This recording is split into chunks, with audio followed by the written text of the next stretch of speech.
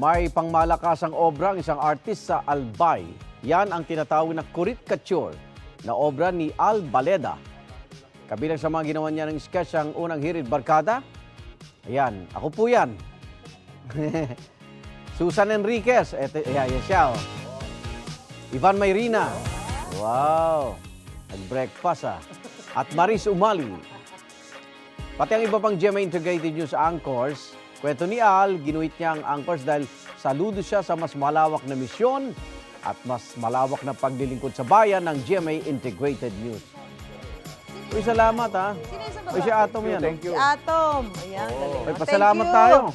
Thank you doon sa gumawa Kay Al. Kay Al. Taga-Albay. Taga-Albay. Ang galing. Wow. Ayun, no?